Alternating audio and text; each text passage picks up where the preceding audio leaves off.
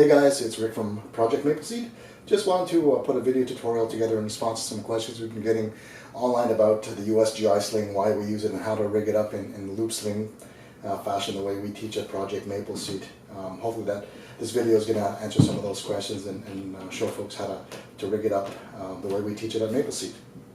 So the first thing we do is we want to get on our knees because that's the way we teach how to rig this, because it gives us two hands to manipulate the buckles. So we'll grab the rifle again, we'll put the buttstock on the ground, and we're going to cradle it in our shoulder, giving us two hands to work on the sling. So what we'll do is we'll disconnect the sling swivel from the base, or a J-hook depending on what you've got. Now this is the part that confuses most people. A lot of people will try and adjust this loop to fit around their arm and try and tighten it up, but really never get successful. The reason why is that that's not the part you're supposed to use. The way we teach the loop sling is we form the loop in the H buckle itself. So what we do is we feed that loose end of the loop. You'll see that one part of it is attached to the middle of the H buckle. So we just thread that through, create the loop, or we push it as far as we can. After that we'll pull on this end, and that creates just that loop that you can see can be tightened by pulling. So what then we do is we rotate, and the easiest way to remember is the buckle, the hardware has to be on the outside, right? And then we slide our arm through, up above the bicep. The reason why we do it above the bicep is sometimes you get blood veins through here that will throb, and you can actually see that as you're holding the rifle in your arms. So we want to minimize that by going above the bicep, and you pull it tight. You can see how easy that is. It's fairly snug.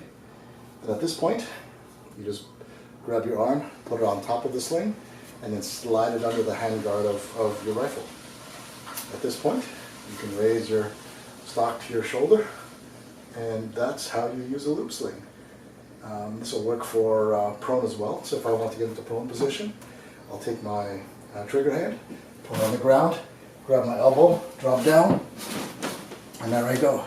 At this point, take my trigger hand, bring my stock up, and then start getting into a natural point of aim. At this point, my sling is too loose, too tight rather. So what I need to do is adjust that, and then I can either go back up to the top or do this from the bottom.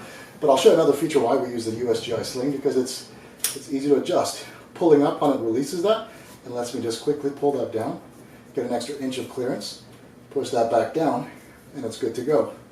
Right, so I'll go back down again. Hand, elbow down, stock up, and then off we go. At this point, that's perfect. If I needed minor adjustments, I can move my hand forward to drop it down, or move it back to raise it up. And that's how you get into position for prone. Again, it's a reversive assembly. Get on your knees, push up, and off you go. Take that off. It's really just pull on that H buckle. Right? See how easy it is to loosen? Bring your arm out, and at this point you'll pull it this way, pull it this way again. Right? And now you've got your standard sling. And that's it. So that's the USGI Sling, and how we use that in creating a loop sling for prone, seated, kneeling, and even standing if you want. So if you have any questions, send us an email, info@mapleseedrifleman.com, or send us a quick note on the Facebook group, Project Mapleseed. Thanks a lot.